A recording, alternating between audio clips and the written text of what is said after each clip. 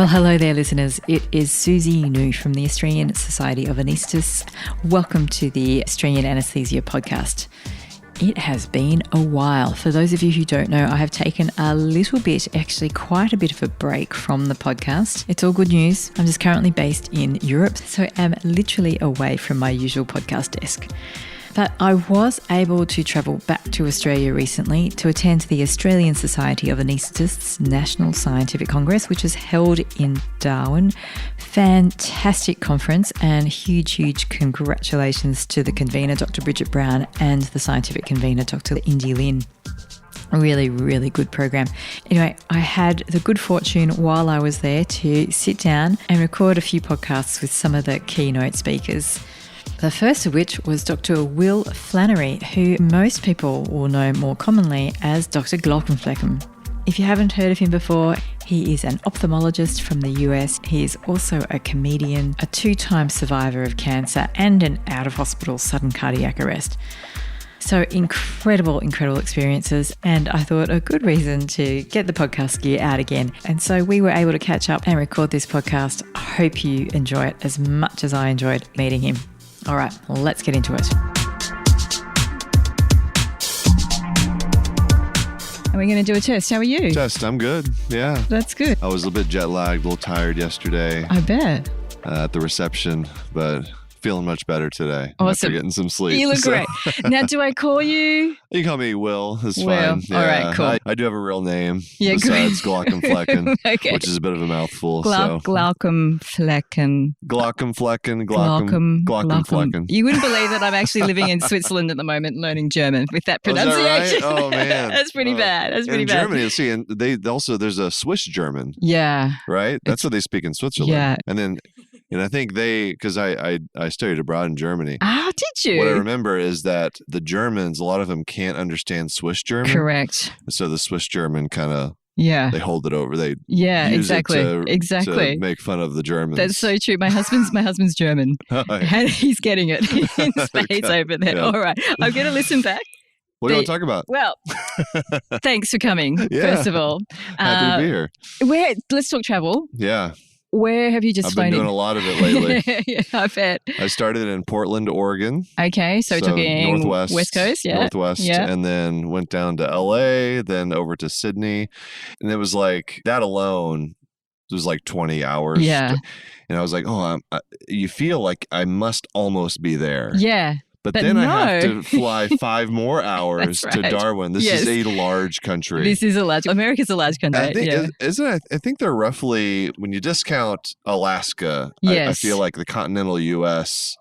is about the same size Okay. as Australia. So it's very comparable. I think, because flying east to west across the Except US you is get probably... to be your own continent. That's true. That's Cool. pretty cool. It's pretty cool. I Yeah. don't know what kind of benefits that gives you, but we just probably get to, not much. exactly. We just tick more boxes on Yeah. bingo. That's all. Yeah. bragging rights. Yeah. There you go. So when did you arrive in Darwin? I got here yesterday around noon. Wow. Yeah. Okay. And then got to take a shower and basically come to the reception. And get mobbed from what I could I see. did. It was great. I took a lot of photos, met a lot Yeah. of people. I don't remember any of their names, but that's okay. Everybody's very nice. Everyone's so excited And to see almost here. as soon as I got here, I was handed an alligator.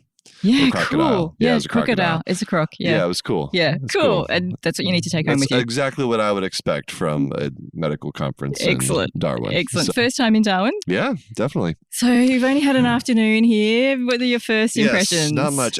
It's about what I thought. I knew it was going to be like the people described it to me as the Florida of Australia. Yeah, right. Which that might not make sense to some people, but Florida is very muggy, yeah. very humid, Tropical. very hot, tropical. Yeah. And yeah. so I knew this would be like that. Yeah. And it is. And Yeah. but I don't mind the heat. Cool. Yeah. And are you going to have time for some sightseeing afterwards? I might do a little bit. People keep telling me about places you can see a bunch of crocodiles. That'd Yeah. be cool. Actually, I Yeah. haven't seen a whole lot of that kind of thing. Yeah, cool, So, cool. There used to be a place right in town. I don't know if it's still open, but you don't have to go far at all. I'm going to take a look at that. And also, there's a place where some person in their whips is like Yeah, right. Tim's whips or Yeah, something. I don't know. cool, It's like a cool. whip collection. So you're going to go get whipped. Fantastic. I don't know. People are telling me all kinds of things to do at the reception. So I've got Perfect. only have a few days, but I'm going to try to make the most of it. Awesome. And any plans to travel back to Australia in the near future? Next year, actually. Cool. I'm going to probably bring the family next time. So we were here last year. Yeah. I did an infectious disease conference. Yeah, I saw that. In Adelaide, wasn't it? Adelaide, at the Adelaide Oval. It was awesome. And then, so I was like, I want to come back as often as possible because I love the people. I love Australia. The we culture love having is you great. here. Yeah. And then this time, and then next year, it'll be the surgeons. Oh, good. Yes. That's typical anaesthetists. We always get in first, right? Yeah, exactly. That's a good point. Yeah. Can I ask you about Dr. G? Yes, for a bit? please. Dr. Glauckomflecken. Yeah, that's the whole reason I'm here. Yeah, awesome. I'm going to ask you perhaps a challenging question or a controversial question right off the bat. Have you got a favorite? You know, like character? Parents and their children, it's like you're not allowed to have a favorite kid, but come on, you must have a favorite. My favorites, they changed for a while. I was doing all these like therapy videos. And so I really loved to play the psychiatrist. It's like the worst psychiatrist on earth. Yeah. Lately, orthos, I really Really? Ortho, it was fun. Okay. But also some of my most popular videos are the ones that take place in an operating room. Yeah. The communication and relationship between the anesthesiologists. Should I say anesthetists while I'm here? We can work with anesthesiologists, but we say anaesthetist. Well, it's easier to say anaesthetist. Yeah, there's less letters. It's fewer syllables. Yeah. But anyway, I like the relationship between the anesthetists and the surgeon. Yeah, we love that fun. Relationship too. Love hate, right? Yeah. Sometimes it's mostly good. Yeah, no, I love your content. Love the way you just capture our specialty. And that's always an interesting thing to me is when I go to different countries, like how much do you relate to the content? And from everything I hear, 100%, the specialties translatable are they translate to any country. Yeah. It's like all surgeons and the neurologist, whoever it is the same in different parts of the world. So as far as stereotypes are global. Exactly. Cool. How did Dr. G come about? Oh man, it was in part a coping mechanism for me with my cancer diagnoses. I had, and I'll be talking about this at the keynote at this conference, but I had testicular cancer, and in med school I was diagnosed with that, and I had done a little stand-up comedy. Yeah. And once I got too busy with medicine to do stand-up, I started turning to social media and using that as my creative outlet to not only process some of the things that I was going through in life, but also I just love telling jokes. And this was a great way to do it. And there weren't a lot of people doing medical comedy. And so, you know what? This seems like a large group of people that could use someone making fun of them on a regular basis. That's true. To laugh at yourself a little bit. Sometimes we take ourselves very seriously for good reason, but sometimes a little bit too seriously. So let's bring some humor into this a little bit. And so I started Glauckomflecken, which the word glaucom, that's actually an ophthalmology term. I was wondering where it came from. So it's hilarious. It's a term used for... It's an exam finding in patients with angle closure glaucoma. Okay. I wondered if it had something to do with glaucoma. It does. And so I was like, but really the reason I chose it was just because I was trying to come up with the silliest word I can think of in ophthalmology. And so it was Glauckomflecken. It was either that or Dr. Pseudophacodenesis. It's a little bit much. That one I would have a lot more trouble pronouncing. A little harder. I went with Glaucomflecken. I'm stuck with it now though. So it's a perfect thing. Perfect. I think it works well. Yeah. How do your audience, I think, from my point of view, is mainly doctors. We just love your content because it sums us up. Doctors. Do your patients know about Dr. G? And what do they think? Some of them do. Yeah. Most of my patients in ophthalmology are older. So not exactly the TikTok generation. Yeah. But more and more, especially over the last couple of years, I've had more people come in and be like, "Oh, my daughter found out." This is like an 80-year-old patient I'm seeing. It's like my daughter found out, who I was seeing for my eye care and sent me a video of yours. So they hear about it a lot from their family members who are on TikTok and social media a little bit more. And so it's not unusual to have people like bring it up to me, usually like once a day at least. Wow. Okay. And it's always fun. There's always this concern with healthcare professionals of saying things on social media or having a social media presence and being nervous that it's going to make them look unprofessional. And certainly there are things you can do that are unprofessional. Yeah, that's true. But I think we're a little bit too scared about that. Yeah, because I agree. In the end, I think patients really enjoy seeing that side of us. Yeah. And who doesn't love a bit of humor, right? Right? Yeah. It's all fun. Yeah. Now, granted, it's a little bit of a bias because, like, if people didn't like what they saw from me on social media, they probably wouldn't come in for an appointment. That's true. Yeah.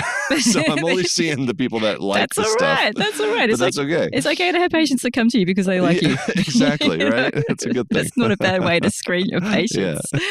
What, in terms of balancing your clinical work and your because content production takes a bit of time. This was the most common question I got last night at the reception here was, are you still practicing clinically? Yeah. People are always surprised to hear that I am. Yeah. In fact, 4 days a week. Whoa. Yeah. Which is full time for ophthalmology. Yeah. No, full time. Yes, exactly. 4 days a week. Technically, full time. But yeah, so 4 days a week, I'm either in clinic or I'm in surgery. And then I have that 1 day a week. For me, it's Mondays where I'm either recording podcast episodes or making content or doing other things. And then nights and weekends is when I fill in the rest of it. My goodness. Your production process must be slick if you're punching out all that content in 1 day a week. Yeah, I can't do it all myself. So especially when we added the podcast, now it's been like a year and a half we've been doing the podcast. Yeah, cool.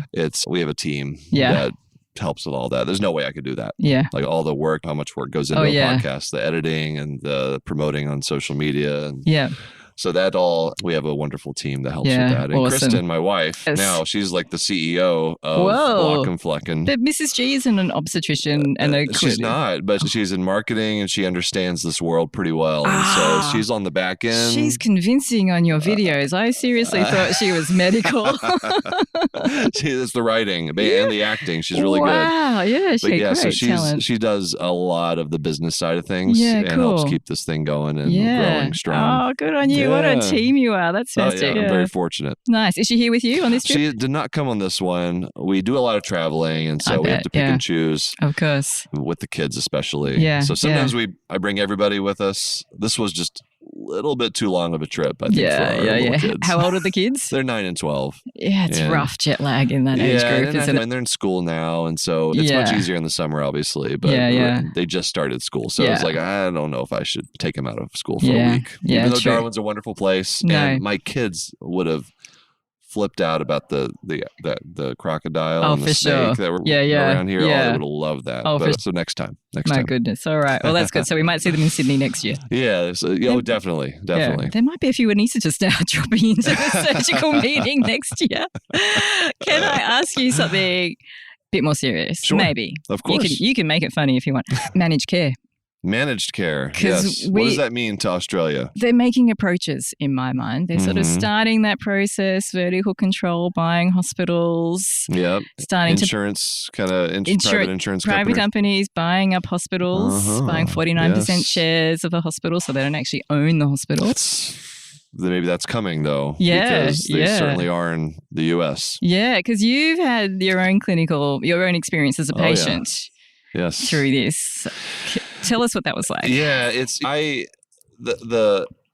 whenever I had my cardiac arrest. Sorry to hear about that. 2020. Yeah, I'm doing okay now. Yeah. I got my defibrillator. I'm good. Good. There's a few people here around who know how to use I never felt more safe than at this conference. This is my first anesthesiology conference I've actually spoken at, and I feel very safe here. Yeah. Also, if I need caffeine, it's very close. We are here. Exactly. Everywhere. There. It's literally the coffee is 10 feet away from me right now. That's true. We know how to organize a conference. It's whenever I went through that was the first time I really had a lot of difficulty with the healthcare system on the patient side of things. Yeah. I've struggled on the physician side of things because having to do like pre-approvals, prior authorizations, pre-approvals, and dealing with denials from insurance, so they're not wanting to pay for things that I think patients should need and having to go through that process. Oh, sounds painful. That's painful. But then once I was on the patient side and all of a sudden I had what are called surprise bills that now there's legislation in the U.S. to help protect against that. But basically,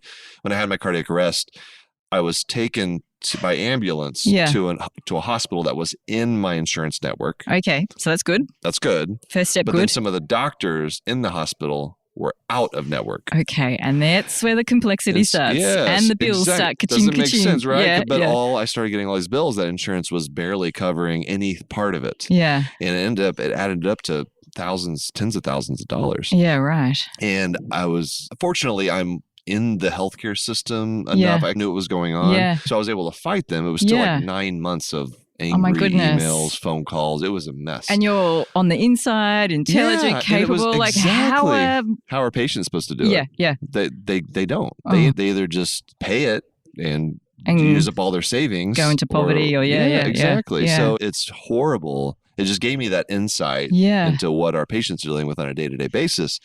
But it also changed my comedy. I started making videos about the U.S. healthcare system. And then as I started doing that, people would email me and tell me about all these other terrible things that are happening in the U.S. healthcare system. So managed care type things. Hospital consolidation under these mega corporations that are taking power away from the people that actually do the work of healthcare. And that is shaping the healthcare system in a way that's not so good in the U.S. And so it's a shame to hear that some of that is starting to happen. It's starting to happen here, and the insurers are saying, but this is not managed care. We're not going to end up with a US-style system. Stop scaring people. Yeah, it is a bit of a slippery slope. You start giving up some power to them, and they have so much money and so much influence that it can easily get away from you. That's exactly what I fear. Because United Healthcare, which is the Optum, that's the largest insurer in the U.S., is now the single largest employer of physicians in the U.S. Right. And now you also have private equity companies I've heard about that are dumping billions of dollars into the U.S. healthcare system, buying up practices. And dumping them too. I think I heard about that. Like they buy up big anesthetic groups. And then dump them. It's a huge thing in anesthesia. It's a big, they're just, the purpose of them doing that is to make money. And so it's this conflict between these private companies. Their goal is to make money off of this endeavor. To buy up hospitals and physicians to make money off of them. Versus obviously the physicians and healthcare professionals, the primary, that's why not why you got into it. Right? Our goal is to get our patients through their episode of healthcare. And so you're fighting these two motivations, and the income driven part is winning in the US. Wow. So if you could do something to prevent that. It's really got to start with legislation, and it's starting to happen. There's been more efforts to curb the corporate practice of medicine. That's kind of the catch-all term for this type of thing. And so legislation that puts more regulation on the corporate practice of medicine, either preventing big mergers or prevent some states prevent corporations from owning healthcare practices. Allowing more of that ownership to be put on, to be taken up by physicians. And which we know is outcomes are better almost across the board when physicians own more of the healthcare system. And I think it just comes down to I like that why term. Are we doing this? It's great to make money. We all like making money, and physicians do very well. But when it comes down to how to run a healthcare system, we have a motivation to help patients that corporate entities do not have. They have not done that work. They don't know what it's like to take care of a patient, to watch a patient get sick, to watch a patient die, to watch a patient struggle getting the medications they need because their insurance company won't pay for them. They don't have that. They don't see that insight.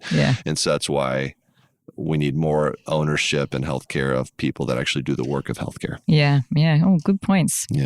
There you go. Not just a pretty face. Some serious thoughts on it. But the thing is, I really like what I've learned about the Australian healthcare system. Because you have, in the U.S., there's one system, one way of doing it that people are advocating for is like what we call Medicare for all. Which is basically just a robust public health option, insurance company. Right? Not necessarily getting rid of the private option.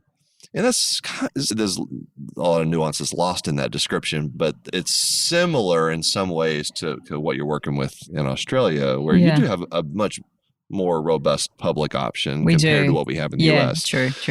And that kind of thing has worked very well for the most part. Yeah. I think for Australia, one of the challenges, though, is just having the funding for it. Correct. Right? Yeah. Like so many countries. Healthcare expenditure is just ballooning. It's great for me to say, and other people in the U.S. to say, let's do Medicare for all. But it costs. They're not going to pay for it. Yeah. You have to, if you're going to have that, you got to have the funding to actually support that program. Yeah. And so I hope for your sake and Australia's sake that you don't go too far down the path of corporate ownership of healthcare because it's not great for patients. Yeah. Thank you for your comments on that.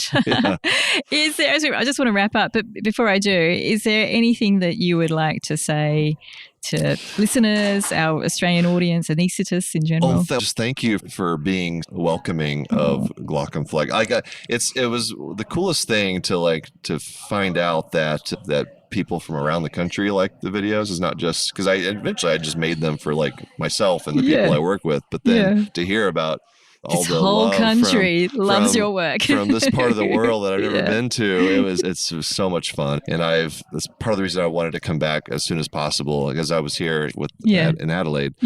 Is just because the people are amazing, and you guys are just fantastic. And we're so happy that you're here. Thank you so much for coming. 25, 6, 30 hours, however long it took to get here. It was a bit of a trip, smooth but long. That's okay. Yeah. Thank you so much for making the effort. We really do appreciate it. And thanks for joining me this morning. Of course.